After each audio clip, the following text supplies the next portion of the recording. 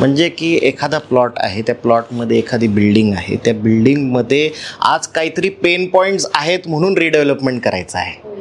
बिल्डरनी जे काय तुमच्या 1972, 1980, 1985 जे काय तुमची घरं बनवली गेली, त्या घरं बनवल्यानंतर त्यांनी त्या जमिनीची मालकी सोसायटीच्या नावावर करायला हवी असती. एखाद्या बिल्डिंगचं कम्प्लिशन घेतलं, त्यानंतर 4 महिन्यामध्ये कन्व्हिन्स करून दिला पाहिजे. हा जर कन्व्हिन्स करून दिला नाही तर it is deemed to be कन्व्हेड. सर्व लोकांच्या सहभागातनं रिडेव्हलपमेंट होते. त्यामुळे रिडेव्हलपमेंटची प्रोसिजर जर ट्रान्सपरंट हवी आहे असं सगळे म्हणतात, तर सर्व लोकांनी मीटिंगला अटेंड करावं. एक आर्किटेक्ट जो रिडेव्हलपमेंट कन्सल्टंट आहे त्याला नेमणं फार गरजेचं आहे.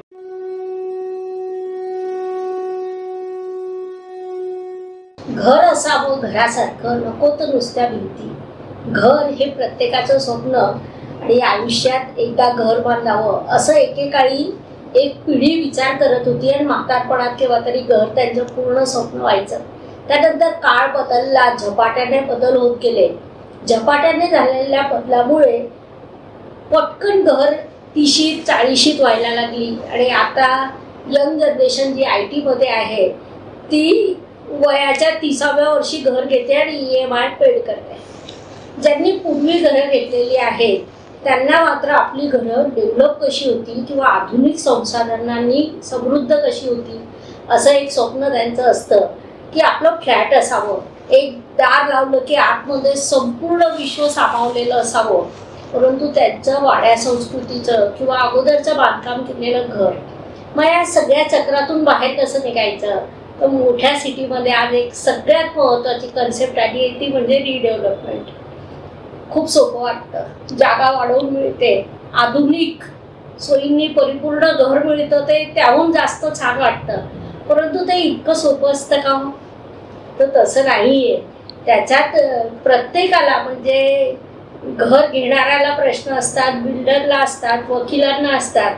या सर्वांचं जेव्हा एक सुसूत्रीकरण जुळून येतं, एकमेकांशी मतं जुळतात, त्याच्यानंतर प्रत्येकाला छानसं नवं कोरं फ्लॅट मिळतं. हे सगळं तुम्हाला का सांगते? कारण आज आपल्याकडे आलेले आहेत पुण्याचे एक रिडेव्हलपमेंटसाठी प्रसिद्ध असलेले, कारण आज आपल्याकडे आलेले आहेत समर्थ ग्रुपचे पार्थ सूर्यवंशी सर. हे डेव्हलपर आहेत आणि त्याहीपेक्षा आपल्या सगळ्यांच्या नेहमीच्या ओळखीच्या, रोजच्या घरच्या टॅरो कार्ड रीडर म्हणून ज्यांना आपण ओळखतो, मात्र त्या आहेत ॲडव्होकेट सुनीता पाटील. आज पुण्यामध्ये रिडेव्हलपमेंटसाठी वकिली क्षेत्रात ज्यांनी स्वतःचं नाव कमवलेलं आहे त्या सुद्धा आज आपल्याकडे आलेल्या आहेत आणि आज आपण त्यांच्याशी बोलणार आहोत ते ॲडव्होकेट म्हणून. मॅडम आपलं खूप खूप स्वागत. नमस्कार. नमस्कार. तर आता मी प्रश्न आहेच, लोकांच्या मनातच हा प्रश्न आहे. म्हणजे अनेक लोक भेटतात की ज्यांना रिडेव्हलपमेंट करून हवी आहे, ते त्यांचं स्वप्न आहे. बिल्डर त्यांना व्यवसाय करायचा आहे, ते त्यांचं देखील स्वप्न आहे. त्या दोन लोकांना जोडण्याचं काम, पूल, सेतू तुम्ही आहात, तर त्याबद्दल काय बोला? त्या दोघांना जोडण्याचं सेतू आहे का नाही असं म्हणता येणार नाही, पण बिल्डर आणि सोसायटी यांच्यामध्ये कमीत कमी फ्रिक्शन व्हावं. अच्छा. म्हणून रिडेव्हलपमेंट कन्सल्टंट असतात. तर रिडेव्हलपमेंट कन्सल्टंट जे असतात ते ही सगळी जी प्रोसेस आहे, ही प्रोसेस एका लॉजिकल कन्क्लुजनला नेण्यासाठी मदत करतात. कारण सोसायटीच्या काही अपेक्षा असतात, सोसायटीच्या काही फिअर असतात, काही इन्सिक्युरिटीज असतात. राहतं घर आज आपल्या कुणाच्या तरी ताब्यात द्यायचं म्हणजे आपल्या मुलीला सासरी पाठवण्यासारखं आहे की तिथे गेल्यावर तिथे तिला नीट नांदवतील ना. तर आपलं घर सोडताना आपण इथे परत येऊ ना रिडेव्हलपमेंट नंतर, ही लोकांच्या मनामध्ये असणारी भीती असते. आणि डेव्हलपर्सच्या दृष्टीने तो एक व्यवसाय असतो. तर हे भावना आणि एक कमर्शियल अप्रोच ह्या दोन्हीमध्ये सांगड घालताना आपण सिक्युरिटी लोकांची म्हणजे प्रॉफिट मॅक्सिमायझेशन आणि रिस्क मिनिमायझेशन, अच्छा, याच्या मधला जो रोल असतो तो वकिलांचा असतो. ग्रेट. तुम्हाला काय चॅलेंजेस येतात या सगळ्या प्रकारात? चॅलेंजेस म्हणण्यापेक्षा लॅक ऑफ नॉलेज मी म्हणेल की रिडेव्हलपमेंट करताना जेव्हा सोसायटी एक निर्णय करते की आपल्या सोसायटीचं रिडेव्हलपमेंट करायचं आहे, तर त्या निर्णयाला ते कशासाठी येतात हे बघणं फार महत्त्वाचं आहे. म्हणजे की एखादा प्लॉट आहे, त्या प्लॉटमध्ये एखादी बिल्डिंग आहे, त्या बिल्डिंगमध्ये आज काहीतरी पेन पॉईंट्स आहेत म्हणून रिडेव्हलपमेंट करायचं आहे. त्यामुळे पेन पॉईंट्स काय आहेत, तर आजकाल ज्या जुन्या इमारती आहेत, त्या जुन्या इमारतींमध्ये सर्वात मेन कारण म्हणजे लिफ्ट्स हा सर्वात मेन कारण आहे. की वयस्कर झालेले ज्या लोकांनी 1972-1980ला जे फ्लॅट्स घेतलेले होते राहायचं रेसिडेन्शियल, तर त्यांना आज लिफ्ट्स नसल्यामुळे त्यांचे एज आज जवळपास 80-75 ह्या सेगमेंटमध्ये आहेत. तर ह्या लोकांना आज आपल्या घरात जायला त्रास होतो आहे, म्हणून त्यांना इमिजिएटली रिडेव्हलपमेंटची गरज आहे. पण इमिजिएटली रिडेव्हलपमेंट करायचं असेल तर त्याची जी प्रोसेस आहे, जी गव्हर्नमेंट बायलॉजप्रमाणे सगळी नमूद केली गेली आहे, तर त्याचं नॉलेज गेन करणं आणि त्या नॉलेजप्रमाणे किंवा त्या बायलॉजप्रमाणे चालणं फार गरजेचं आहे. आज अडचण काय होती आहे की लोकांना त्याचं हाफ नॉलेज आहे किंवा इनकम्प्लीट नॉलेज असल्यामुळे ते बिथरतात आहे किंवा ते कन्फ्यूज होतात आहे की बाबा हे कसं ते कसं, मग हे कोण करणार ते कोण करणार. त्यासाठी फार सिम्पल आपले बायलॉज लिहिले गेले आहेत गव्हर्नमेंट नॉर्म्सनुसार. जसे की फॉर एक्झाम्पल पहिलं म्हणजे खूप बेसिक, म्हणजे कुठलीही सोसायटी रिडेव्हलपमेंट करायच्या आधी त्या सोसायटीचा आपल्याकडे कन्व्हेन्स डीड आहे का, हा सर्वात बेसिक एक क्रायटेरिया आहे. जर कन्व्हेन्स डीडच नसेल तर रिडेव्हलपमेंटचं म्हणजे पुढच्या स्टेजला जाणं उपयोगाचं नाही. पहिलं रिडेव्हलपमेंटमध्ये कन्व्हेन्स डीड म्हणजे आपली मालकी. बिल्डरनी जे काय तुमच्या 1972, 1980, 1985मध्ये जे काय तुमची घरं बनवली गेली, त्या घरं बनवल्यानंतर त्यांनी त्या जमिनीची मालकी सोसायटीच्या नावावर करायला हवी असती. तर ती आपल्या नावावर करून घ्यायची जबाबदारी दोघांची असते. म्हणजे बिल्डरची प्रामुख्याने 80% आणि 20% सोसायटीची पण असते की बिल्डरच्या मागं लागून ते कन्व्हिन्स डीड कंप्लीट करून घेणे आणि त्या जमिनीवर आपल्या आपल्या प्रॉपर्टी कार्डमध्ये त्या जमिनीवर आपलं नाव नोंदवून घेणे सोसायटीचं. तर ही बेसिक नीड आहे की कुठल्याही सोसायटीचं कन्व्हिन्स डीड असणं हे गरजेचं आहे. कन्व्हिन्स डीड असल्यानंतर त्यानंतर तुम्हाला एक आपली इंटरनल म्हणजे जशी सोसायटीची मॅनेजमेंट कमिटी असते, मॅनेजमेंट कमिटीनी एक ठराव पास करायला लागतो की आपल्याला रिडेव्हलपमेंट करायचं आहे. तर तो ठराव हा कसा केला जातो की जनरल बॉडी म्हणजे तुमचे स्पेशल जनरल बॉडी मीटिंगमध्ये तो एक ठराव पास करून घ्यायला लागतो की बाबा आपण सभासद आहोत, सपोज 10 सभासद आहेत, 10 सभासदपैकी साधारण 75% कोरम त्या मीटिंगला लागतो आणि त्या 75% कोरमनी त्याच्या टोटल कोरमच्या 51% मतं लागतात की आपल्याला रिडेव्हलपमेंट करायचं आहे. म्हणजे हे दिस इज द बेसिक. म्हणजे त्या रेझोल्युशन पास झाल्यानंतर पुढच्या गोष्टी. जर हेच रेझोल्युशन नसेल तर पुढे जाऊन काय उपयोग नसतो. त्यामुळे हा रेझोल्युशन पास करणं गरजेचं आहे. ह्या रेझोल्युशन नंतर एक स्पेशल कमिटी नेमली गेली पाहिजे, ज्या कमिटीला आपण म्हणतो रिडेव्हलपमेंट कमिटी. रिडेव्हलपमेंट कमिटीचं काम काय असतं की रिडेव्हलपमेंट कमिटीने सगळ्यांचे कॉन्सेन्सस घेऊन एक कमिटी फॉर्म करणे आणि तिकडून पुढे रिडेव्हलपमेंटची वाटचाल सुरू करणे. आता रिडेव्हलपमेंटची वाटचाल सुरू करताना गव्हर्नमेंटचे नॉर्म्स एकदम फिक्स आहेत की काय काय करायला पाहिजे. तर सर्वात प्रथम जसं पागे मॅडमनी सांगितलं की एक आर्किटेक्ट जो रिडेव्हलपमेंट कन्सल्टंट आहे त्याला नेमणं फार गरजेचं आहे. त्याला नेमल्यानंतर as he is a technical person in that perspective, तर त्या आर्किटेक्टला नेमून त्या आर्किटेक्टकडून आपल्या प्लॉटची फिजिबिलिटी काढून घेणं गरजेचं आहे. त्या प्लॉटची फिजिबिलिटी काढल्यानंतर काय एक लक्षात येतं की आजच्या PMC किंवा वॉट एव्हर तुम्ही कुठल्याही तुमच्या म्युन्सिपल कॉर्पोरेशनमध्ये असाल, त्या म्युन्सिपल कॉर्पोरेशनमधले नॉर्म्स काय म्हणतात. तुमच्या प्लॉटच्या आजूबाजूला रोड किती मीटरचा आहे, म्हणजे 6 मीटरला मिळणारा FSI वेगळा असतो, ते 36 मीटरला मिळणारा FSI वेगळा असतो. तर ही फिजिबिलिटी ते तुम्हाला कन्सल्टंट देतात. याच्यात एक बेसिक प्रश्न मला वाटतं मॅडम तुम्ही उत्तर देऊ शकता.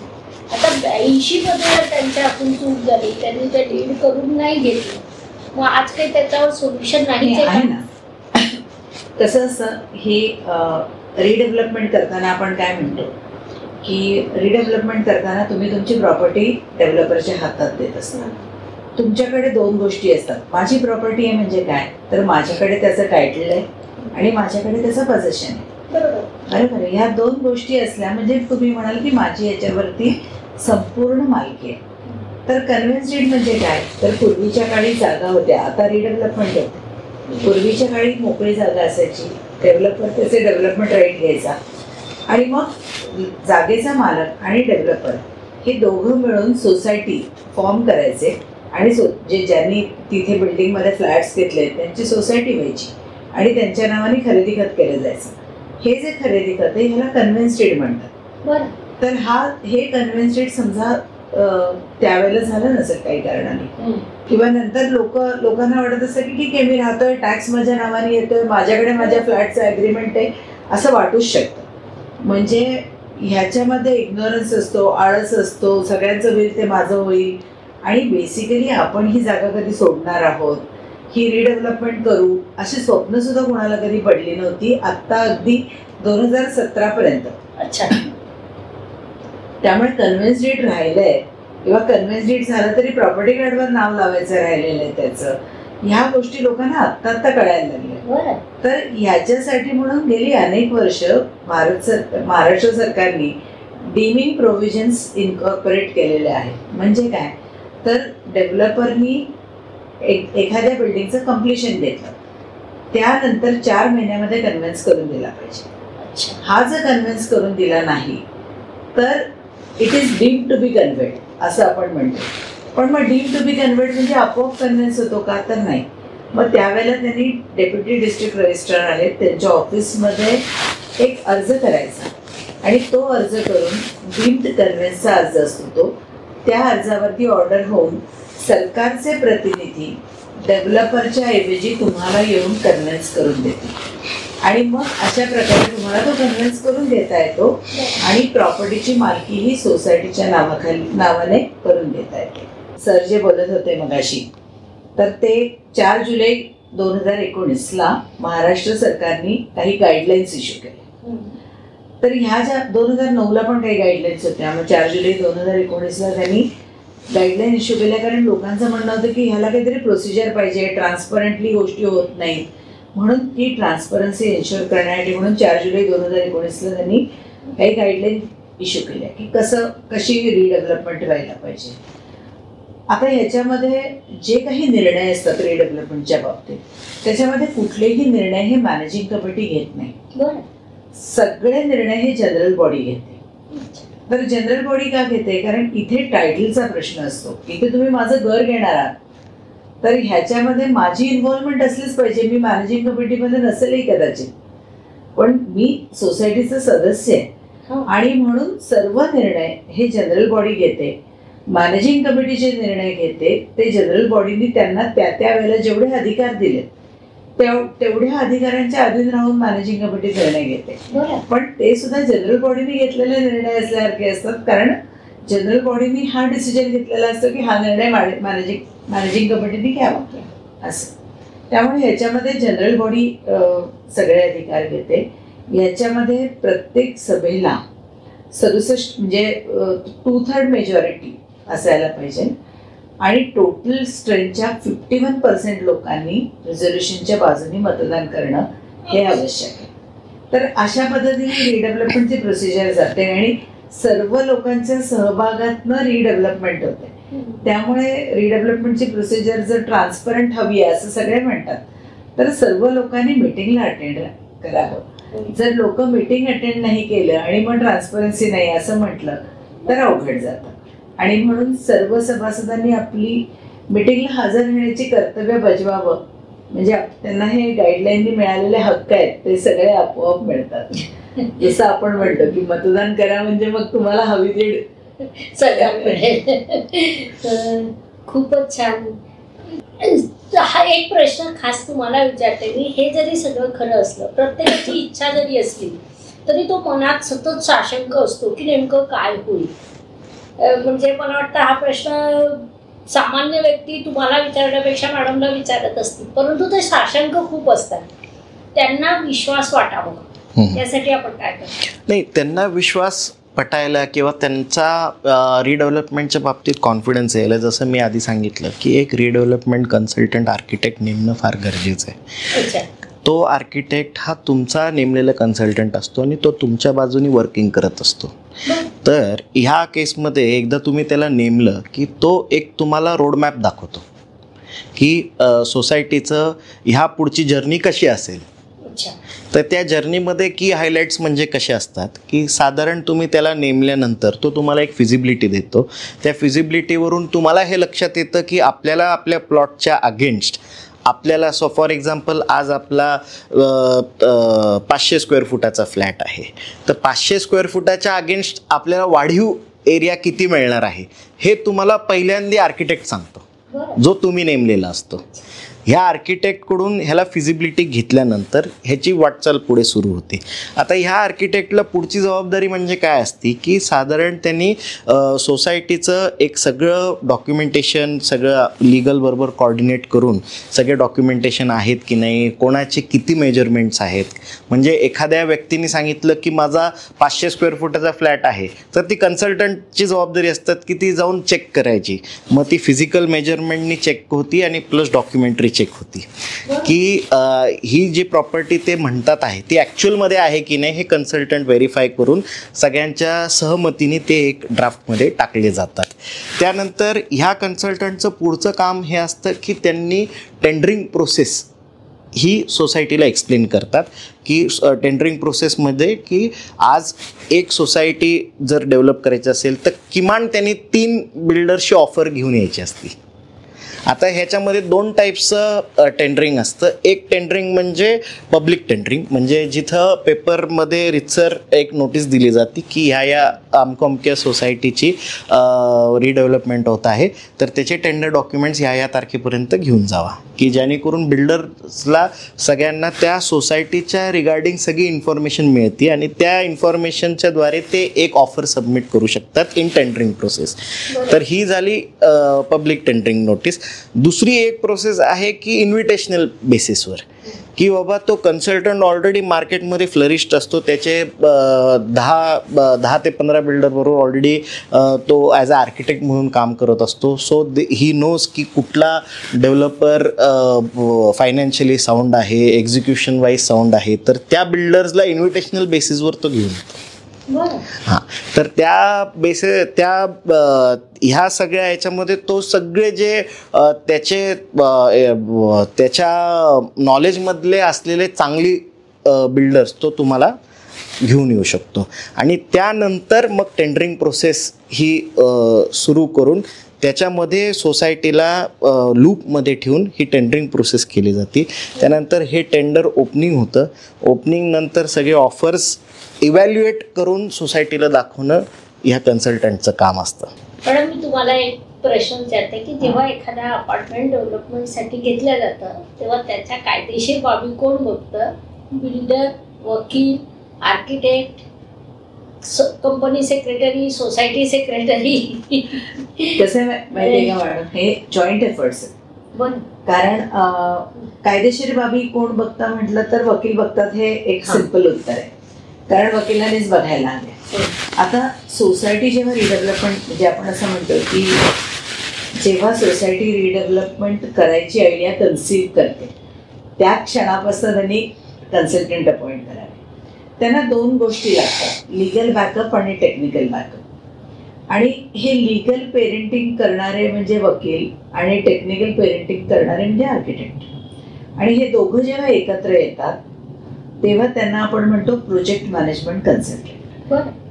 हे दोघं हे टीम लीड करतात. त्याच्याबरोबर मग फायनान्शियल कन्सल्टंट वगैरे हे पण असतात, पण ते त्या स्टेजला लागतात. पण हे दोघं कसं आहेत की थ्रू आउट लागतात. तर हे दोघं एका रथाची 2 चाक आहेत, त्यामुळे ते दोघं असतील ना लीड करणारे आणि चांगले एक्सपर्ट असतील तर सोसायटीची रिडेव्हलपमेंट स्मूथली होते. आणि ह्या दोघांनी जसं कोर्टामध्ये वकील आणि जज हे आहेत, पण ह्या दोघांनी कॉन्स्टिट्यूशनच्या अधीन राहायचं असतं आणि कामं करायची असतं. त्याप्रमाणे ह्या दोघांनी सोसायटीचे बायलॉज, गव्हर्नमेंटच्या गाईडलाईन्स याच्या अधीन राहून सगळी कामं करायची असतात. आणि ही कामं केली आणि त्या गाईडलाईन्स तंतोतंत पाळल्या तर रिडेव्हलपमेंट एका डेस्टिनेशनला जाऊन व्यवस्थित पोहोचते, यात काही शंका नाही. कायदेशीर बाबींमध्ये कधी जागा अडकली किंवा अर्ध्यात प्रोजेक्ट अडकलं तर तुम्ही काय करता? आता त्याच्यापेक्षा लिगल पॉईंट ऑफ व्ह्यू तुम्हाला मॅडमच सांगू शकतात, पण त्याच्यामध्ये आज जी गव्हर्नमेंटनी रेरा प्रोव्हिजन ही केलेली आहे, मे 2017मध्ये आपल्या महाराष्ट्रात रेराचा कलम हा लागू केला गेला. तर ह्या रेरामुळे बऱ्याचशा गोष्टी हा स्ट्रीमलाईन होऊन फिल्टर झालेल्या आहेत. म्हणजे आधीची जी डेव्हलपर्सची जी पुण्यामध्ये काम करण्याची किंवा महाराष्ट्रामध्ये काम करण्याची पद्धत होती ती फुल अनऑर्गनाइज्ड होती. तर रेरा आल्यानंतर बराचसा ह्याला हॅमरिंग करून लोकांनी आपले जे व्यावहारिक पद्धती आहेत त्या सगळ्या बदललेल्या आहे आफ्टर रेरा. त्यामुळे जर तुम्ही बघाल, जर कुठे तुम्हाला रिसर्च जर मिळाला तर तुम्हाला दिसेल की रेराच्या आधीचे कंप्लेंट्स किंवा रेराच्या आधीचे फसवणूक आणि आत्ताच्या फसवणूकमध्ये बराच ड्रास्टिक फरक पडलेला आहे.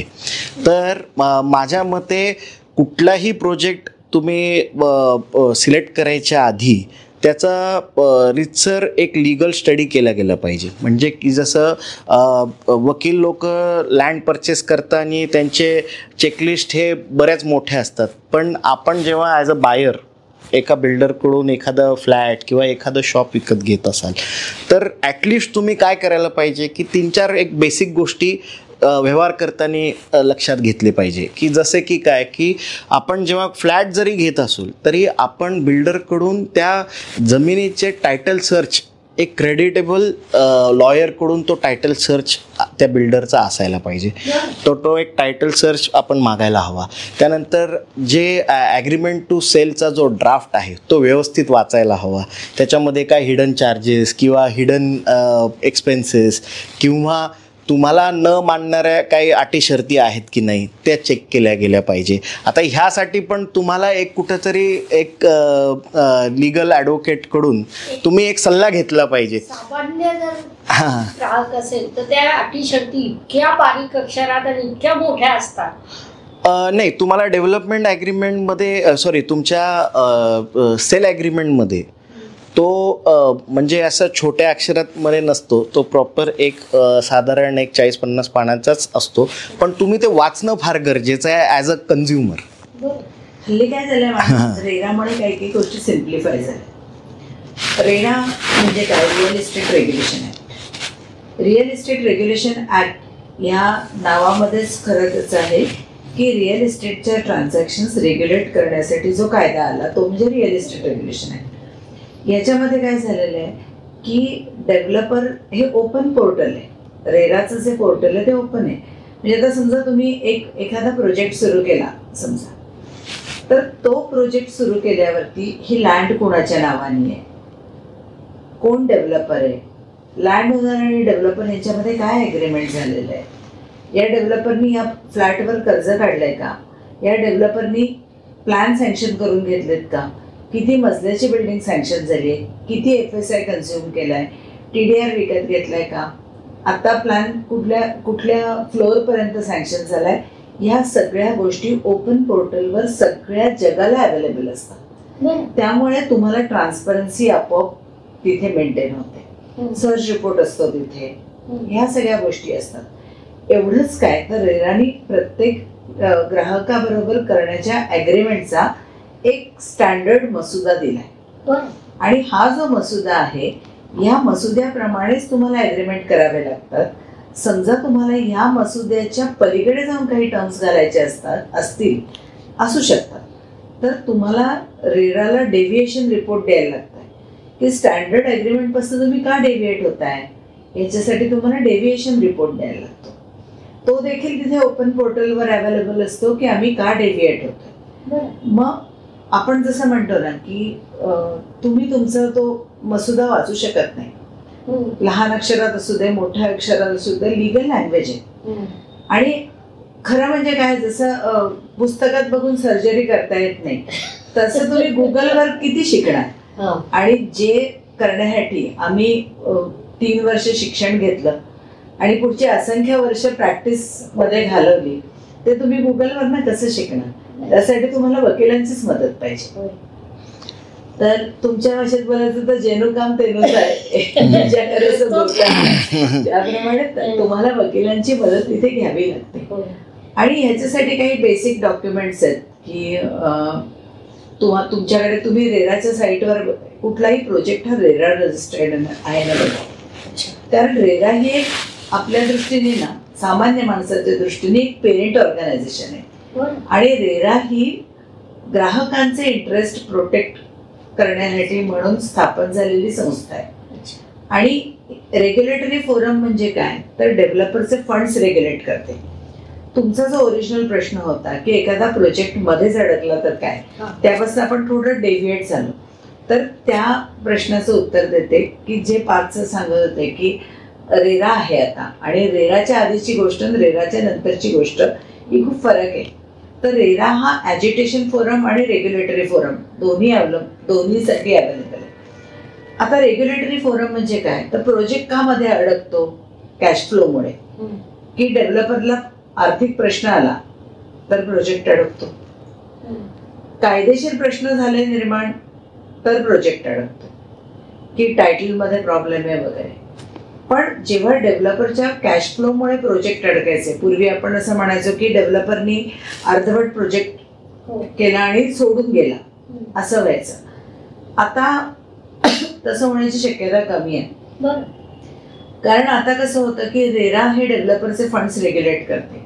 म्हणजे एखाद्या साईटच्या बुकिंगमधनं मिळालेले पैसे हे डेव्हलपरनी दुसऱ्या साईटवर दुसऱ्या प्रोजेक्टवर वापरू नये म्हणून तिथेच ते पैसे राहावे, डेव्हलपरचे फंड्स रेग्युलेट व्हावे म्हणून रेरामध्ये तुम्हाला पैसे मला का लागणार आहेत पुढच्या ह्याच्यात, एक तर तिथे अकाउंट आहेत 70% आणि 30%. म्हणजे मला जर 10 रुपये मिळाले डेव्हलपर म्हणून तर मी 7 रुपये तिथे ठेवायचे आणि 3 रुपये एस्क्रो अकाउंटमध्ये आणि 3 रुपये जे आहेत ते मला म्हणजे डेव्हलपरला हवे तसे वापरता येतील असं त्यांनी केलेलं आहे. तर हे जे 70%चं अकाउंट आहे याच्यामधनं पैसे काढायचे असतील तर डेव्हलपरला आता जस्टिफिकेशन द्यावं लागतं की मला हे का हवंय, त्याचं बजेट द्यावं लागतं.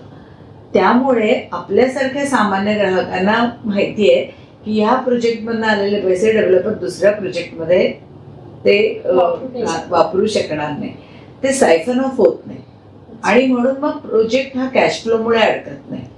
तर अशा ह्याच्यामुळे तो प्रोजेक्ट पूर्वी जसे अडकू शकायचे ते प्रमाण आता कमी झालंय. कारण रेरामुळे असं मी म्हणणार नाही की 100% एलिमिनेट झाली ती रिस्क, पण आता रिडेव्हलपमेंटमध्ये आपण बऱ्याच गोष्टी करू शकतो. पार्थ सरांकडे थोडंसं लक्ष न देता हळूच मी सांगते की आम्ही असं म्हणतो डेव्हलपरला शेवटच्या टप्प्यापर्यंत अगदी त्याचा गळा धरू नका पण कॉलरला धरून ठेवा. म्हणजे बिल्डरच्या हातामध्ये 100% सूत्र देऊ नका. सोसायटी आणि डेव्हलपर हे दोघं पार्टनर आहेत. तर पार्टनर म्हणून तुम्ही डेव्हलपरच्या खांद्यावर मान टाकू नका, तुम्ही बरोबरीने उभं राहा म्हणजे डेव्हलपर तुमचं काही वाकडं करू शकणार नाही. बरोबर आहे. मग तुम्ही सेतूचा ह्या मॅडमनी जे सगळे पॉईंट सांगितले त्याच्यामध्ये अजून एक ॲडिशनल पॉईंट म्हणजे असा की एक सामान्य व्यक्ती ज्याला परत आपण त्या परचेसच्या मुद्द्यावर येऊ की ज्याला फ्लॅट घ्यायचा आहे तर जसं आपण टायटल सर्च त्यानंतर रेराच्या पोर्टलवर जाणे, त्या पोर्टलवर त्या प्रोजेक्ट बाबतीत कंप्लेंट्स पण रजिस्टर्ड असतात. अच्छा. की अमुक बिल्डरनी या प्रोजेक्टमध्ये माझ्याबरोबर इनजस्टिस केलं किंवा माझे पैसे बुडवले असतील किंवा मला वेळेवर पोझिशन दिलं नसेल तर ही इन्फॉर्मेशनसुद्धा आपल्याला त्या रेरा पोर्टल थ्रू मिळू शकते. डेव्हलपर सिलेक्शनसाठी आम्ही हे पोर्टल खूप वापरतो की एखाद्या डेव्हलपरच्या बाबतीमध्ये जेव्हा आपण लिगल डिलिजन्स करतो तेव्हा या डेव्हलपर विरुद्ध किती कंप्लेंट जाईल. म्हणजे कारण काय की डिलेड प्रोजेक्ट किंवा अनसॅटिस्फॅक्टरी वर्कमनशिप असे काही कारणं असूच शकतात. आणि एखाद्या प्रोजेक्टमध्ये किती वेळा एक्सटेन्शन घेतलंय, एक टाइम द्यावा लागतो रेरामध्ये की मी हा 36 महिन्यात करेल 24 महिन्यात करेल, तर त्यांनी किती वेळा टाइम एक्सटेन्शन घेतलंय या सगळ्या गोष्टी अवेलेबल असतात. त्यामुळे ती डेव्हलपरची कुंडली आहे तुमच्याच भाषेत. हा जसं कुंडली बघितल्यावरच हा तुम्हाला कळतं. नाही, वेळ आणि तुमची तारखा मिळाल्या तुम्हाला की तुम्ही जशी कुंडली काढता तसं रेरा हे एक कुंडली आहे एका डेव्हलपरची. मॅडम हे छान आहे, खूप इंटरेस्टिंग आहे. सुरुवातीला असं काहीतरी गैरसमज झाला होता की रेरा म्हणजे त्रासदायक कायदा, बऱ्याच लोकांनी त्याला विरोधही केला होता. परंतु आता मला रेराचं महत्त्व कळलं. आता मी तुम्हाला पुढचा एक प्रश्न विचारेल की ठीक आहे, एखाद्या सोसायटीने ठरवलं, पण बिल्डर सिलेक्शन हा विषय कसा येतो? आता रिडेव्हलपमेंट आपण जेव्हा करतो, जसं मी तुम्हाला म्हटलं की इथे अनेक डोके असतात, अनेक लोक असतात, अनेक सभासद असतात आणि रिडेव्हलपमेंटची प्रक्रिया ही पारदर्शकपणाने पुढे जायला हवी. तर पारदर्शकपणाने पुढे जायचं म्हणजे काय, तर मग ह्याच्यामध्ये टेंडरिंग प्रोसिजर होते. तर टेंडरिंग प्रोसिजर म्हणजे काय किंवा टेंडर डॉक्युमेंट म्हणजे काय हे खूप महत्त्वाचं आहे. टेंडर डॉक्युमेंट हे फाउंडेशन आहे. रिडेव्हलपमेंट प्रोसिजरचं फाउंडेशन म्हणजे टेंडर डॉक्युमेंट आहे, जे प्रोजेक्ट मॅनेजमेंट कन्सल्टंट तयार करतात. त्याच्यामध्ये 4 भाग आहेत. एक म्हणजे तुमची सोसायटी इन्फॉर्मेशन, तुमची सोसायटी किती जुनी आहे, प्लॉटची एरिया काय, जो लागू रस्ता जो आहे अबटिंग रोड तो किती मीटरचा आहे, अनेक गोष्टी, त्याचा DP वगैरे सगळ्या गोष्टी त्याच्यामध्ये आलेल्या असतात. तुमचे सोसायटीमध्ये किती FSI कन्झ्युम झालेला आहे, किती सभासद आहेत, ह्या सगळ्या गोष्टी त्याच्यामध्ये तुमच्या सोसायटीची माहिती असते. दुसरी गोष्ट कमर्शियल ऑफर, म्हणजे तुम्हाला काय काय हवं आहे डेव्हलपरकडनं, ते डेव्हलपरने तिथे फिल इन द ब्लँक्स करायचे असतात की तुम्हाला किती % वाढवून मिळणार आहे, तुम्हाला रेंट दरम्यानच्या काळामध्ये तुम्हाला अल्टरनेट काहीतरी अरेंजमेंट करावी लागते, रेंट असतं, डिपॉझिट आहे, ब्रोकरेज आहे, शिफ्टिंग चार्जेस आहेत. तुमची नवीन सोसायटी होईल तेव्हा त्या सोसायटीला कॉर्पस मिळायला हवा. काही लोक म्हणतात की ही अपॉर्च्युनिटी आहे आम्हाला रिडेव्हलपमेंटमध्ये, मला एकदम 500 फूट तर जागा घेता येणार नाही, पण आता जर मला वाढवून मिळणार असेल तर मी थोडीशी ॲडिशनल घेईल की जेणेकरून मला पुढच्या लीगमध्ये जाता येईल, मोठं घर घेता येईल. तर मी ॲडिशनल एरिया विकत घ्यायला तयार असेल तर मला कन्सेशनल रेटमध्ये मिळेल का, आणि किती स्क्वेअर फीटपर्यंत कन्सेशनल रेट अवेलेबल आहे. काही लोकांच्या दृष्टीने मला नको आहे एवढं मोठं घर, तर मला एरिया सरेंडर करता येईल का, असे बरेच प्रश्न असतील. मग त्याचा रेट काय, ते पैसे कधी मिळणार, असं हे कमर्शियल ऑफर असते. तिसरा भाग म्हणजे लिगल टर्म्स, ज्या आपण म्हणतो ना की लिगल टर्म्स या नॉन निगोशिएबल असतात. असं नेहमी मला वाटतं की तुम्हाला एखाद्या गोष्टीमध्ये 50% मिळणार का 52% मिळणार याने फार फरक पडत नाही, पण जे मिळणार ते निश्चित मिळणार ना. ही सेफ रिडेव्हलपमेंट हा मोटिव्ह असला पाहिजे प्रत्येकाचा. मग ह्याच्यामध्ये आपल्याला किती पर्सेंट मिळणार ह्यापेक्षा ते निश्चित मिळणार ना, यासाठी आपण काही टर्म्स कंडिशन्स ठरवलेले असतात. ह्या सगळ्या आपण जनरल बॉडी बरोबर बसून ठरवतो. छोटी सोसायटी असेल तर, मोठी असेल तर मॅनेजिंग कमिटी, रिडेव्हलपमेंट कमिटी ह्यांच्याबरोबर बसून ठरवतो. तर ह्या नॉन निगोशिएबल लिगल टर्म्स म्हणजे काय की आपण कुठल्या स्टेजला MOU करायचं, कुठल्या स्टेजला डेव्हलपमेंट अग्रीमेंट करायचं, कधी ताबा द्यायचा, तोपर्यंत डेव्हलपरनी काय काय केलेलं असलं पाहिजे.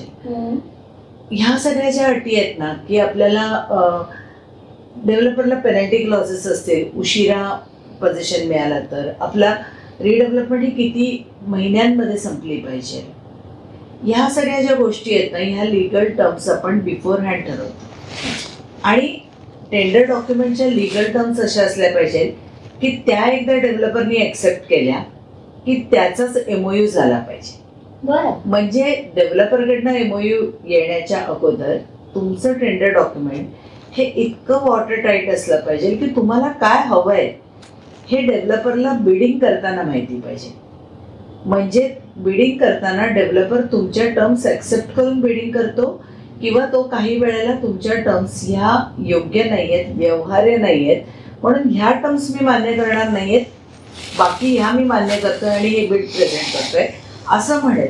आपल्याला कळेल की आपल्याला हे मान्य करायचं आहे का नाही करायचं आहे, हे तेव्हाच कळेल.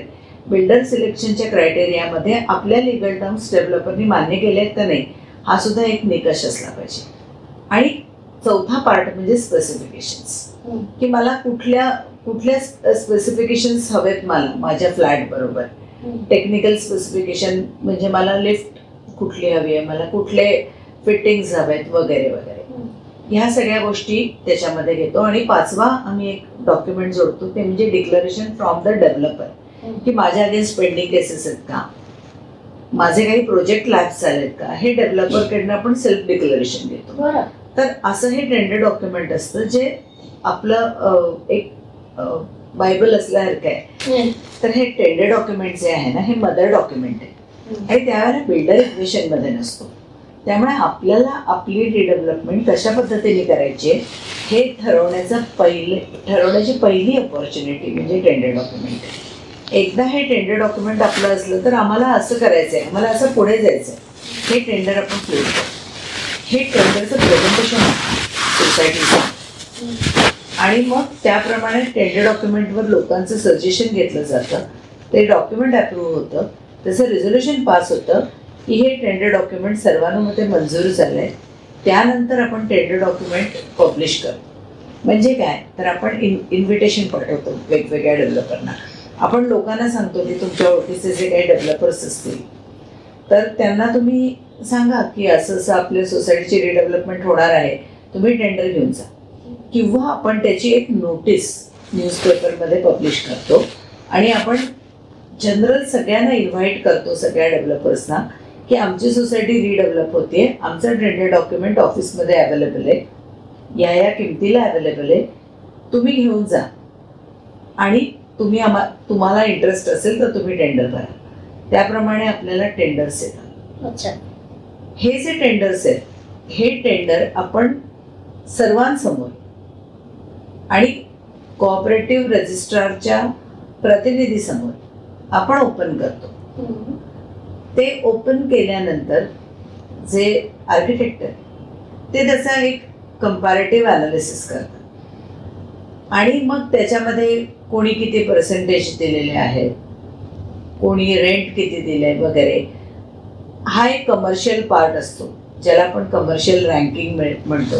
ते प्रत्येकाला कळतं की मला अरे ह्या बिल्डरनी 50% दिलेत, त्यांनी 52 दिलेत, त्यांनी 57 दिलेत, त्यांनी 60 दिलेत.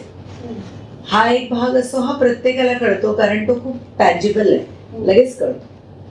पण आपण असं म्हणतो की ह्या डेव्हलपरनी किती प्रोजेक्ट केलेत, समजा मोठी असेल स्कीम तर त्या लेवलचे किती केलेत, त्या डेव्हलपरचं फायनान्शियल स्टँडिंग आहे का.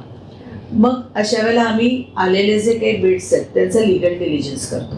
म्हणजे जसं मगाशी मी तुम्हाला म्हटलं की रेरा हे ओपन पोर्टल आहे, सिव्हिल कोर्टामध्ये सुद्धा हल्ली तुम्हाला ऑनलाईन चेक मिळतो, कन्झ्युमरमध्ये पण मिळतो. तर ह्या वेगवेगळ्या केसेस वेगवेगळ्या कोर्टामध्ये डेव्हलपरच्या अगेन्स्ट कुठल्या केसेस पेंडिंग आहेत, किती केसेस पेंडिंग आहेत, लॅब्स प्रोजेक्ट आहेत का डेव्हलपरचे, रेरा रजिस्ट्रेशन लॅब्स झालंय का, हे सगळं आपण बघतो आणि मग त्याचा एक लिगल डिलिजन्स रिपोर्ट तयार करतो. त्याचप्रमाणे सीए त्याचं फायनान्शियल डिलिजन्स करतात की ह्या व्यक्तीचं नेटवर्क काय, यांना डेव्हलपरला ह्या स्ट्रेंथचा प्रोजेक्ट घेता येतो का, असं सगळं एक फायनान्शियल डिलिजन्स होतो. मग ह्या सगळ्या चाळण्यातनं झालं की डेव्हलपर शॉर्टलिस्ट होतो. त्यामुळे ह्या सगळ्या ज्या चाळण्या आहेत ना ह्या सगळ्या सोसायटीच्या हातात असतात. जसं आपल्या हातात आहे की आपण कुठला प्रतिनिधी निवडायचा, लोकप्रतिनिधी, तसंच लोकांच्या हातात आहे की डेव्हलपर कुठला निवडायचा. ह्याच्यामध्ये कन्सल्टंट फक्त मदत करतात, निवड ही लोकांनीच करायची असते. त्यामुळे कन्सल्टंट फक्त त्यांना एक एक रिपोर्ट देतात. जसं legal consultant legal diligence report देतात, financial consultant financial diligence report देतात आणि हे सबस्टॅन्शिएट करू शकतात. असं नाही की रिपोर्ट तो सबस्टॅन्शिएट करू शकतात.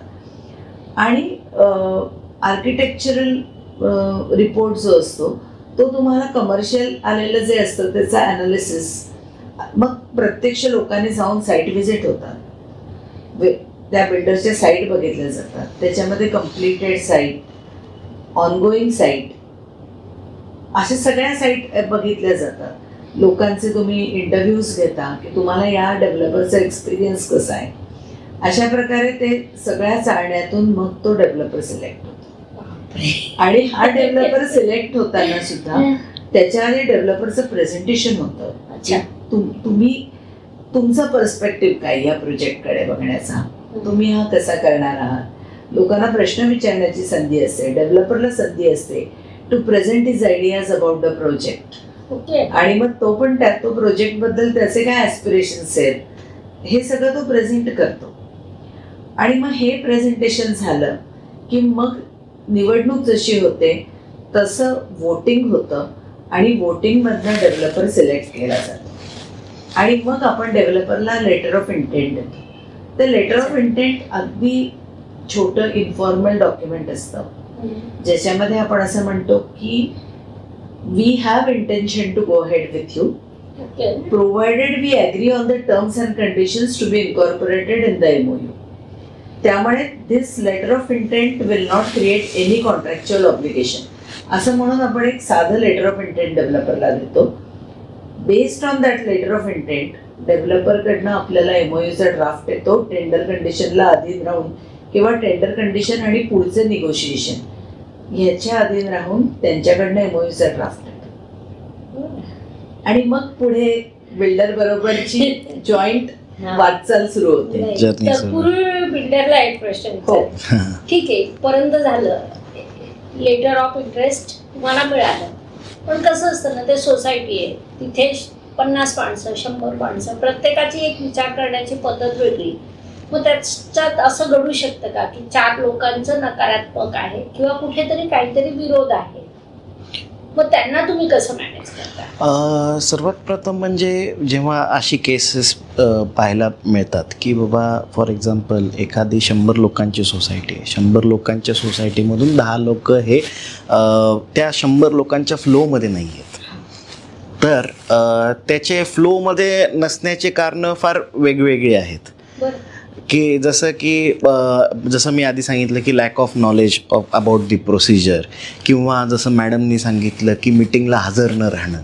सोसायटीच्या वारंवार या प्रोजेक्ट बाबतीत किंवा रिडेव्हलपमेंटच्या बाबतीत मीटिंग्स होत असतात, ज्या मीटिंग्समध्ये तुम्हाला इन्फॉर्मेशन पास ऑन केली जाते की आज आपण कुठल्या स्टेजला आहोत, आता ह्या पुढच्या स्टेजेस काय आहेत. त्या मीटिंगला तुम्ही गैरहजर असाल किंवा एनी अदर XYZ तुमचे रिझन्स असतील. पण प्रामुख्याने ह्याच्यामध्ये सर्वात बेस्ट सोल्युशन असं असतं की एखादी 100-50 लोकांची जर सोसायटी असेल, त्या सोसायटीमधील जी रिडेव्हलपमेंट कमिटी असते त्या रिडेव्हलपमेंट कमिटीने इनिशिएटिव्ह घ्यायला पाहिजे की युनॅनिमसली आपण पुढे जायला पाहिजे.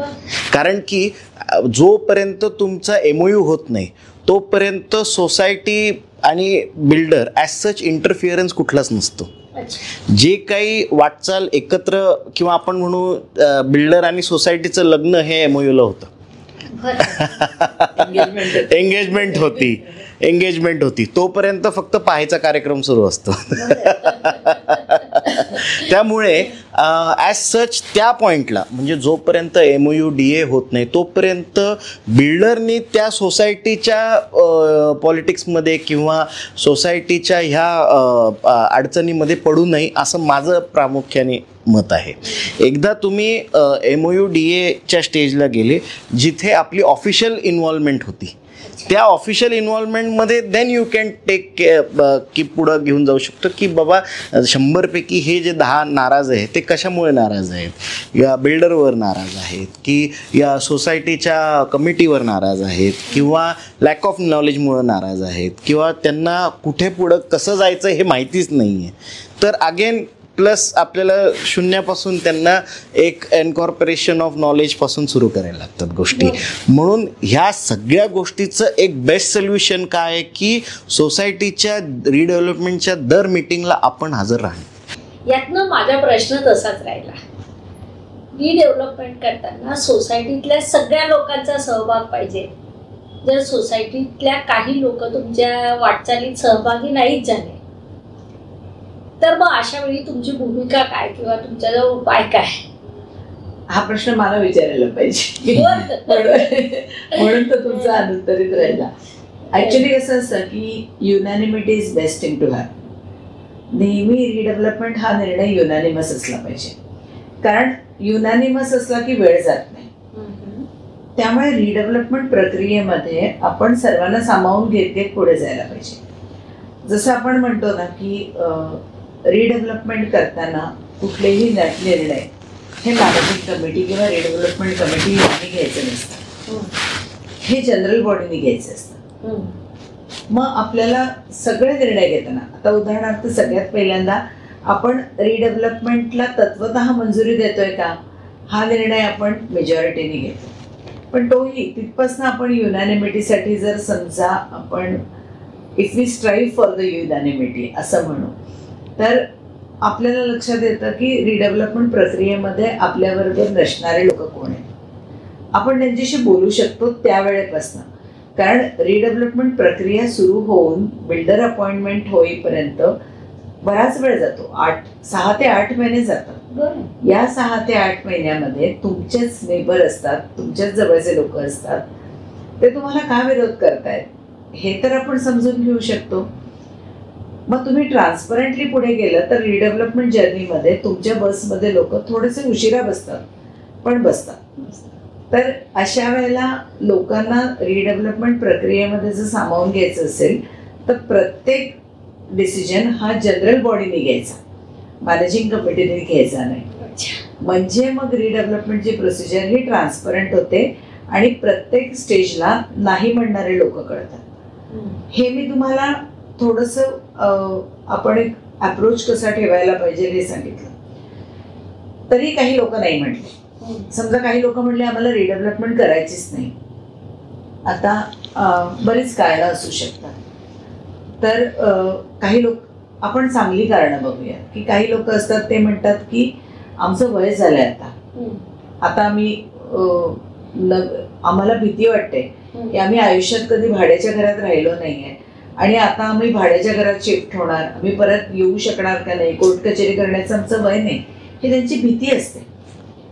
तर अशा वेळेला ही जी भीती आहे ना, ह्या भीतीसाठी त्यांना सिक्युरिटी देणं हे खूप गरजेचं असतं. आपण त्यांना थोडंसं सांगायचं असतं की आपण कसं सेफली पुढे चाललोय, याच्यासाठी तुम्हाला वेळ द्यावा लागतो आणि त्यांना ते समजावून सांगायला लागतं, मग ते तयार होतात.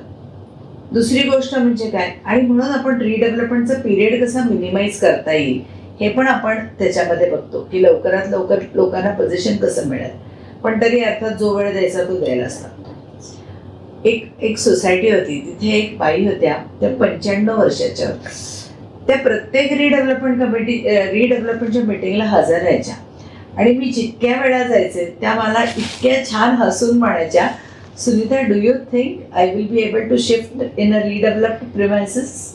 हा त्या मला दरवेळेला विचारायचे. आणि मग जेव्हा डेव्हलपर्स, मी म्हटलं की तुम्ही काळजी करू नका, आपण काहीतरी वे आउट काढूयात ना.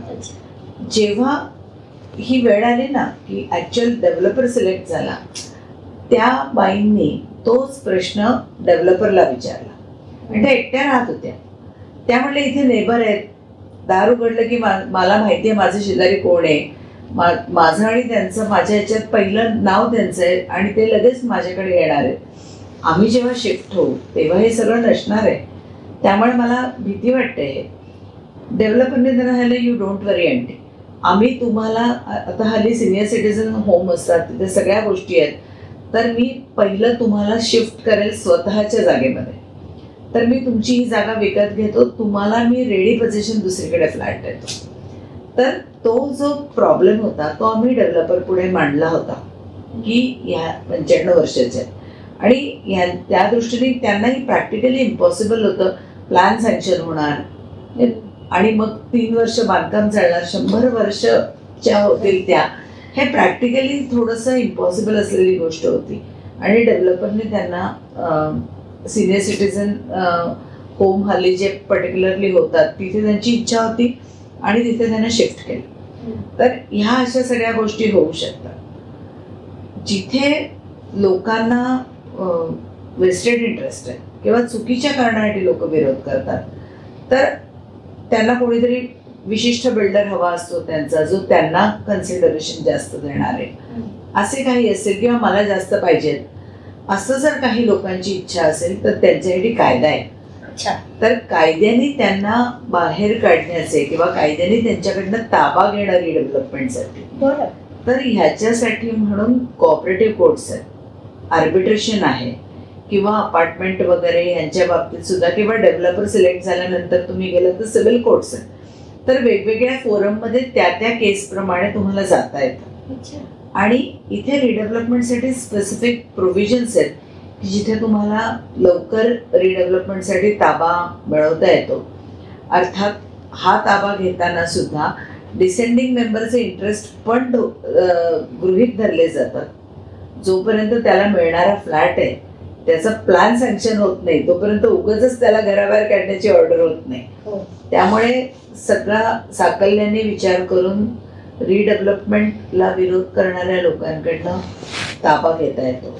अर्थात कोर्ट आहे, वेळ जातो, जरी आपण किती म्हटलं समरी प्रोसिजर आहे तरी वेळ जातो आणि अशा ह्याच्यामध्ये सगळ्याच सोसायटीचं नुकसान होतं. त्यामुळे शक्यतोवर ह्या गोष्टी सामंजस्याने बोलून मिटवाव्यात. म्हणून आपली प्रोसिजरच छान असावी की जेणेकरून लोक तयार होतात रिडेव्हलपमेंटला, तुमच्यावर विश्वास ठेवतात. रिडेव्हलपमेंटमध्ये डिसेंडिंग मेंबर आहेत म्हणजे तुमच्या रिडेव्हलपमेंट प्रोसिजरवर लोकांचा विश्वास नाही आहे, तो संपादन करा आणि मग रिडेव्हलपमेंट प्रोसिजर एका उंचीवर तुम्ही घेऊन जाऊ शकता. खूपच छान. म्हणजे लग्न पावं करून, घर पावं बांधून आणि आता रिडेव्हलपमेंट पाहावी करून तर रिडेव्हलपमेंट पाहो करून इथपर्यंत आपण आलो. तुम्हाला MOU प्राप्त झालं, मग त्याच्यानंतरही पटकन डेव्हलपमेंट सुरू झाली असं होत नसेल. बरेच चॅलेंजेस असेल किंवा डेव्हलपमेंट सुरू झाल्यावरही चॅलेंजेस येत राहतात, ते नेमके कोणते? जेव्हा आपलं MOU होतो त्यामध्ये आपण कॉमन टर्म्सला ॲग्री करून पुढे जातो आणि ॲक्च्युअल जो खर्च हा MOU नंतर सुरू होतो. त्यानंतर सर्वात मेन खर्च म्हणजे कसे की अपॉइंटमेंट ऑफ आर्किटेक्ट जे डेव्हलपरला करायचं असतं त्या प्रोजेक्टसाठी. तर त्या आर्किटेक्टला आपल्याला ॲडव्हान्सेस पोचवायला लागतात. त्यानंतर N number of consultants onboard घ्यायला लागतात, जसे आर्किटेक्ट झाले, त्यानंतर आपले MEP म्हणजे मेकॅनिकल इलेक्ट्रिकल अँड प्लंबिंगचा कन्सल्टंट आला, त्यानंतर तुमचा सेफ्टी कन्सल्टंट आला, त्यानंतर फायर कन्सल्टंट आला. ह्या सगळ्यांना मिळून हा प्रोजेक्ट डिझाईन करायचा असतो. आता जेव्हा आपण डिझाईन करायचं म्हणतो तर आपण एक एक्झाम्पल घेऊ की एखाद्या सोसायटीमध्ये 50 लोक आहेत, तर 50 लोकांचं एक आपण नवीन रेसिडेन्शियल बिल्डिंग डिझाईन करत असतो. तर सगळ्यांचे पॉईंट ऑफ व्ह्यू हे सेम नसतात. म्हणजे काही लोकांना आपला जे अलॉटेड एरिया आहे, म्हणजे सपोज 500ला त्याला 500 मिळून तो 1000 झाला असेल, 1000 स्क्वेअर फुटाच्या कार्पेटमध्ये काही लोकांना त्यांचा हॉल मोठा हवा असतो, तर काही लोकांना त्यांचं बेडरूम मोठं हवं असतं. तर ही सगळी एक मूठ बांधायसाठी सर्वात मोठे कष्ट असतात. पण हे जर आपण स्मार्टली मूव्ह केलं की कसं की आमची म्हणजे माझी एक किंवा आमच्या समर्थ ग्रुपची आम्ही एक पद्धत किंवा एक प्रोसेस एस्टॅब्लिश केली की कुठलीही सोसायटीचं जेव्हा MOU होतं आणि we go into designing stage, तर त्या डिझायनिंग स्टेजमध्ये आम्ही सोसायटीला रिक्वेस्ट करतो की सोसायटीमध्ये असणारे जे काही टेक्निकल लोक आहेत त्या टेक्निकल लोकांना पुढाकार घ्यायला सांगून त्यांची एक आर्किटेक्चरल कमिटी स्थापन करा, जेणेकरून जे टेक्निकल लोक जे रोज दिवस रात्र हेच काम करतात ह्या लोकांनी पुढे येऊन ह्या पुढचं डिझायनिंग स्टेज क्लोज करण्यामागे ह्या लोकांनी पुढाकार घेतला तर लोक जास्त लवकर बिल्डरपेक्षा डेव्हलपरपेक्षा ह्या लोकांवर विश्वास ठेवतात. त्यामुळे ते तुमच्या सोसायटीचेच मेंबर असतात, but they are technical, hence take them into the redevelopment तुमचं आर्किटेक्चरल कमिटी. आणि आर्किटेक्चरल कमिटी आणि बिल्डर्स बरोबर कॉन्व्हर्सेशन्स व्हायला पाहिजे in process of finalising the design. आता त्याच्यामध्ये पुढे जाऊन आपण काय करू शकतो किंवा आम्ही ॲज अ समर्थ ग्रुपमध्ये काय करतो की वी कीप 100% ट्रान्सपरन्सी. तर ती ट्रान्सपरन्सी आम्ही कशी ठेवतो की आम्ही सोसायटीची जी आर्किटेक्चरल कमिटी आहे त्या कमिटीला आम्ही अपॉइंट केलेल्या आर्किटेक्टच्या समोर बसवतो अच्छा. जेणेकरून काय होतं की सोसायटीला त्यांची जी घरं निर्माण करायची आहे त्याचे इनपुट फर्स्ट हँड त्या आर्किटेक्टला मिळतात.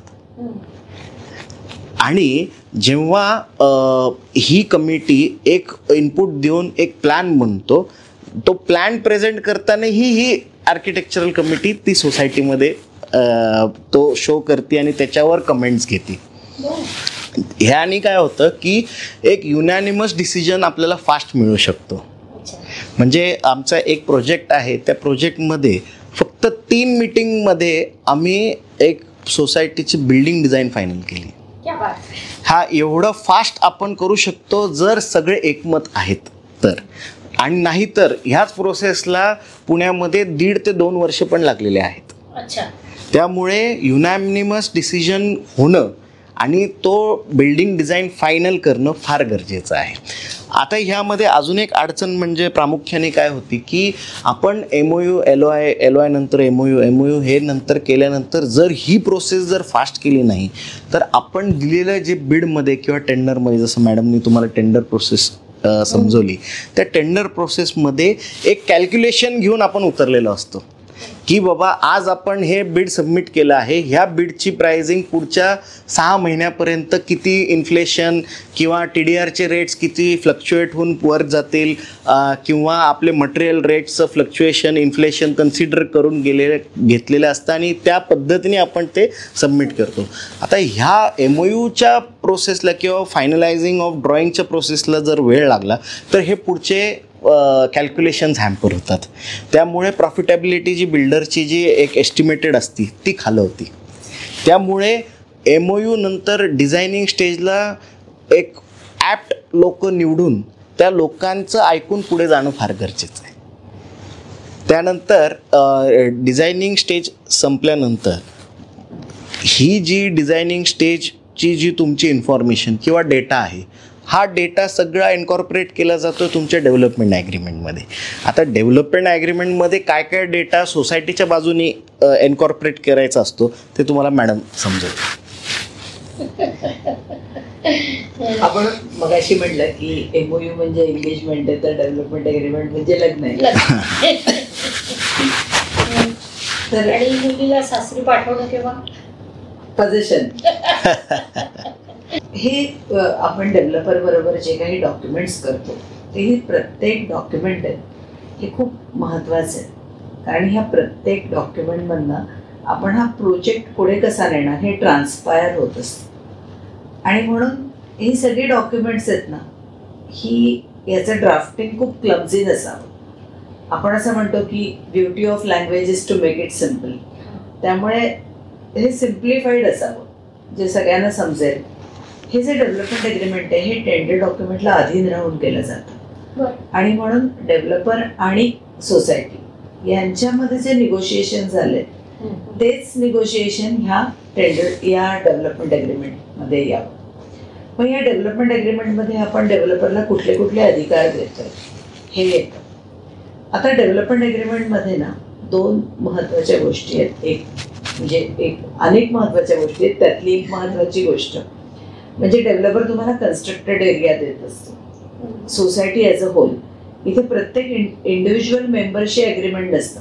डेव्हलपमेंट ॲग्रीमेंट हे सोसायटी बरोबर असतं आणि सोसायटी म्हणजेच त्यांचे मेंबर पण आहेत. त्यामुळे मेंबर ह्याला कन्सेंटिंग पार्टी असतात. तर हे जेव्हा ॲग्रीमेंट होतं सोसायटी आणि डेव्हलपर ह्याच्यामध्ये, डेव्हलपर सोसायटीला काय कन्स्ट्रक्टेड एरिया देणार आहे आणि ती किती फ्लॅटच्या स्वरूपात देणार आहे, ज्याला आपण रिटेन्ड फ्लॅट म्हणतो. म्हणजे काय तर आता सगळी प्रॉपर्टी सोसायटीच्या नावाची, तर त्यातलं रिटेन्ड पोटेन्शियल आणि पोटेन्शियल अवेलेबल फॉर सेल असे 2 भाग आहेत. तर रिटेन्ड पोटेन्शियल म्हणजे काय तर एक्झिस्टिंग मेंबर जे आहेत सोसायटीचे त्यांनी त्यांच्याकडे ठेवून घेतलेलं पोटेन्शियल आहे, जिथे डेव्हलपर फक्त कॉन्ट्रॅक्टर सारखं त्यांना बांधून देतं आणि त्याच्या बदल्यात डेव्हलपरला फ्री सेल युनिट्स चे अधिकार मिळालेले आहेत. मग अनेक गोष्टी असतात की डेव्हलपरचे मॉर्गेजचे राईट हे फक्त फ्री सेल युनिट पुरते रिस्ट्रिक्ट करायचे किंवा डेव्हलपरने वेळेवर ताबा नाही दिला तर काय. तर रेंट वेळेवर दिलं गेलं पाहिजे. वेळेवर रेंट दिलं नाही गेलं तर काय, क्वालिटी चेक्स असतात त्याच्यामध्ये. ताबा मिळताना डेव्हलपरनी आपल्याला कुठले कागदपत्र दिले गेले पाहिजेत हे आपल्याला त्याच्यामध्ये असतं. नंतर सोसायटीची लँड असते, पण सुपरस्ट्रक्चर हे डेव्हलपरनी क्रिएट केलेलं असतं. त्यात ते कन्व्हे व्हायला हवं. तर सुपरस्ट्रक्चरचा कन्व्हेन्स किती दिवसात व्हायला पाहिजे, कॉर्पस डेव्हलपरला कुठल्या स्टेज, हे डेव्हलपर सोसायटीला कुठल्या स्टेजला देणार, पजेशनच्या स्टेजला देणार का कन्व्हेन्सच्या स्टेजला देणार. डेव्हलपरनी पजेशन दिलंय, पण आता सोसायटीला हँडओव्हर केलं नाही अजून सगळी मॅनेजमेंट. त्या मधल्या काळात मेंटेनन्सची परिस्थिती काय, कोण बघणार. सगळ्यात एक महत्वाची गोष्ट म्हणजे एक्झिट ऑप्शन. लोक ह्या एक्झिट ऑप्शनवर खूप चर्चा करतात, पण एक गोष्ट लक्षात आपल्याला घ्यायला पाहिजे त्यातला प्रॅक्टिकल आस्पेक्ट की हे रजिस्टर्ड डॉक्युमेंट आहे. हे रजिस्टर्ड डॉक्युमेंट म्युच्युअली कॅन्सल केल्याशिवाय किंवा कोर्टाच्या ऑर्डरशिवाय रद्द होत नाही. एक डेव्हलपमेंट अग्रीमेंट अस्तित्वात असताना दुसरा डेव्हलपर आत नाही येऊ शकत. त्यामुळे ही प्रॅक्टिकल गोष्ट आहे. त्यामुळे एक्झिट ऑप्शन आपल्याला वर्कआउट करताना आपल्याला सगळ्या गोष्टी डिटेलमध्ये लिहाव्या लागतात आणि सिमिलरली डोक्यात हेही ठेवायला लागतं की ह्याचा उपयोग आपल्याला कोर्टात गेलो तर होणार आहे. त्यामुळे कोर्टात न जाण्याची वेळ यावी ह्याच्यासाठी रिडेव्हलपमेंट प्रोसिजर ही स्टराईल असली पाहिजे, तर कोर्टात जाण्याची वेळ होत नाही. डेव्हलपर तुम्ही ट्रान्सपरंटली आणि व्यवस्थित निवडला असेल नॉलेजेबली तर तुम्हाला कोर्टात जायची वेळ येत नाही. कारण डेव्हलपर तुम्ही त्याच्या नावाला जपेल असा निवडता आणि आपोआप तुमचा प्रोजेक्टही छान होतो. तुमचा प्रोजेक्ट हे त्याचं पॅशन असलं पाहिजे, म्हणजे मग ती रिडेव्हलपमेंट प्रोसिजर ही छान होते. थोडक्यात रिडेव्हलपमेंट सोपं नाही, परंतु अगदी आपण शांतपणे योजनाबद्ध पद्धतीने गेलो तर खूप बेनिफिशियल देखील आहे. असं सिरियसली करण्याची गोष्ट आहे. रिडेव्हलपमेंट कॅज्युअली करता येणार नाही, सिरियसली करायला पाहिजे. गांभीर्याने ह्या गोष्टीकडे बघितलं पाहिजे आणि सगळ्यांनी त्याच्यामध्ये सहभाग त्यांचा. म्हणजे माझा विरोध मी मीटिंगला येऊन नोंदवेल, मी न येऊन माझा विरोध नोंदवणार नाही.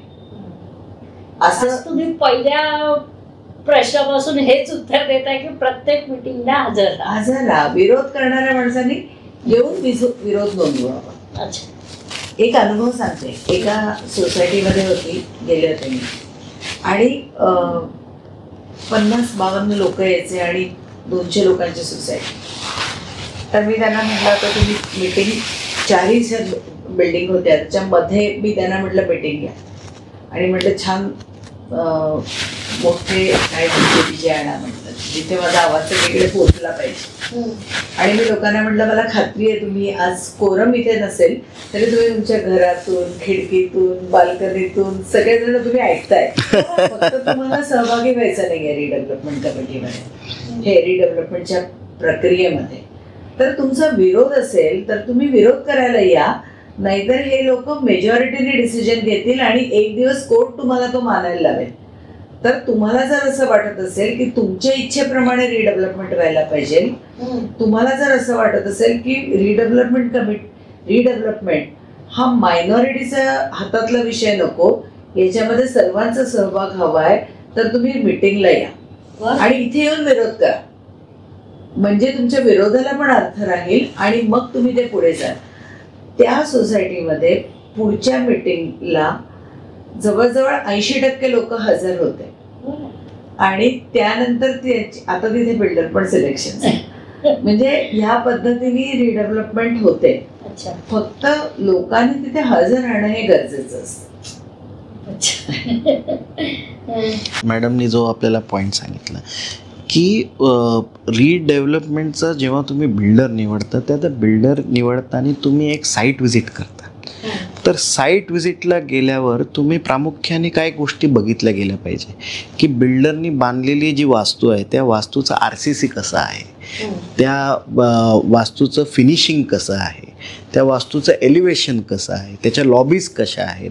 आता ह्या सगळ्या प्रोसेसमध्ये काय होतं की ह्या साईट व्हिजिटमधून तुम्हाला हे लक्षात येतं की बिल्डर हिमसेल्फ किती क्वालिटी कॉन्शियस आहे. आणि जो बिल्डर क्वालिटी कॉन्शियस आहे आणि जसं मॅडमनी म्हणलं की पॅशन हवं, त्याच बिल्डरला सिलेक्शन केलं गेलं पाहिजे, जेणेकरून तो त्याच एनर्जीनी किंवा त्याच क्वालिटी कॉन्शियसनेसनी तो प्रोजेक्ट तुमचा कम्प्लीट करेल. येस. खूपच छान. आमचं चॅनल रोखठोक प्रश्नांसाठी प्रसिद्ध आहे. तर तसा एक रोखठोक प्रश्न विचारते. एक सामान्य जनतेच्या मनातली भावना असते की बिल्डर म्हणजे बुडवणार, अशी त्यांची भूमिका असते. यावर काय बोलणार? ऑब्व्हियसली हा जर प्रश्न समोर येत आहे म्हणजे लोक कुठल्या तरी इन्सिडेंट्समधून अनुभवातून गेलेले आहेत. तर हे अनुभव प्रामुख्याने का होतात? कारण की त्या बिल्डरचं इंटेंट तसं होतं की त्याला लोकांना फसवायचं होतं, म्हणून ते इंटेंट त्याचं समोर आलं आणि त्या पद्धतीने ते फसले गेले. तर मी तुम्हाला एक एक्झाम्पल देतो किंवा एक केस सांगतो की आम्ही रिडेव्हलपमेंट करत असताना एक सोसायटी होती, पुण्यातल्या एक चांगल्या भागातली ही सोसायटी आहे. त्या सोसायटीमध्ये 4 टॉवर आहेत. त्या 4 टॉवरमध्ये लगभग 118-120 मेंबर्स आहेत.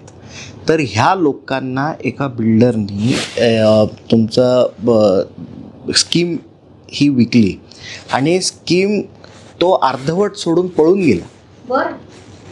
तर शेवटी नाईलाजानी ह्या सगळ्या लोकांनी, जसं आपण गणपतीची वर्गणी काढतो तशी वर्गणी काढून स्वतःचं कन्स्ट्रक्शन कंप्लीट केलं. म्हणजे एवढ्या दुर्दैवी घटना आपल्या महाराष्ट्रामध्ये लोकांना घडलेल्या आहेत. लोक ह्या अनुभवातून गेलेले आहेत. त्यामुळे थोडं काही प्रमाणावर बिल्डरचं नाव खराब झालं. आणि दुसरी गोष्ट म्हणजे की इनडिसिप्लिन इन फायनान्सेस. म्हणजे जसं आपण आधी चर्चा केली की रेराच्या आधी कसं होतं, तर रेराच्या आधी कसं होतं की प्रामुख्याने 60-70% बिल्डर हे काय करायचे की एक स्कीम लॉन्च करायचे. ते स्कीम लॉन्च करून त्याच्यामध्ये पैसे घ्यायचे, बुकिंग अमाऊंट स्टेजेस वाईज पैसे त्यांचे चालत राहायचे आणि हे पैसे सायफन करून ते नेक्स्ट प्लॉटमध्ये इन्व्हेस्ट करायचे. त्यामुळे कॅश फ्लोचा हा मोठ्या प्रमाणावर त्यांना अडचण यायची. त्या केसमध्ये काय व्हायचं की दोन्ही प्रोजेक्ट कोलॅप्स व्हायचे. त्यामुळे ही एक भावना किंवा आधी फसल्या कारणाने लोकांची ही जी भूमिका तयार झाली आहे की राईट त्यामुळे बिल्डर सगळे वाईट नसतात, एखाद्याचा काहीतरी प्रश्न राईट एक्झॅक्टली भूमिका बनवू नये. राईट तर ह्याला सोल्युशन रेरा नंतर हेच आहे की everything is transparent on the RERA portal. तर तुम्ही रेरा पोर्टलची मदत घ्या, जेणेकरून तुम्ही पुढे फसणार नाही. खूपच छान. आज आपल्याला खूप चांगली माहिती मिळाली. ज्यांना स्वतःची घर रिडेव्हलप करून हवी आहे त्यांना आजचं पॉडकास्ट खूप उपयुक्त ठरेल. आणि अर्थातच तुमचे खूप प्रश्न असतील, डिस्क्रिप्शन बॉक्समध्ये पागे मॅडमचा आणि सरांचा देखील नंबर दिलेला असेल किंवा त्यांच्या PAचे नंबर दिलेले असतील दोघांच्या, तर तुम्ही संपर्क करू शकता. आणि खरं तर डेव्हलपमेंट करूनच घ्यायला हवी. डेव्हलपमेंट म्हणजे डेव्हलपमेंट. छान आपलं सुंदर घर सजवा, आनंदी राहा. आणि या संदर्भातले तुमचे काही प्रश्न असतील तर कम्युनिटी बॉक्समध्ये विचारा. आपण यांना पुन्हा आमंत्रित करू. आज मला सुद्धा तुमच्यासोबत खूप नवीन ज्ञान मिळालं, कारण माझ्यासाठी हे विषय अगदीच नवीन होते. कारण आमच्या जळगावमध्ये, आमचं छोटं गाव आहे जळगाव, तिथे काही अजून असले प्रकार फारसे आलेले नाही. जसं पुण्या मुंबईला डेली चालू आहे तसं आमचं नाही. त्यामुळे अनेकांचं अनेक पद्धतीने ज्ञान वाढलं असेल. या ज्ञानाचा फायदा घ्या. पुन्हा भेटू. धन्यवाद. शुभम भवतु. नमस्कार. शास्त्राचा अभ्यास करण्यासाठी माझी मराठीतून 11, हिंदीतून 2 अशी पुस्तकं प्रकाशित झाली आहे. विशेष बाब म्हणजे मी स्वतः संशोधित केलेली ज्योती जोशी पद्धती अर्थात JJ पद्धती या विषयावर स्वतंत्र ग्रंथ उपलब्ध आहे. त्याचा देखील लाभ घ्यावा. यूट्यूबची कार्यप्रणाली ही मुख्यतः लाईक, शेअर आणि सबस्क्राईबवर चालते. Please like, share and subscribe the channel. धन्यवाद. शुभम भवतु. जय ज्योतिष.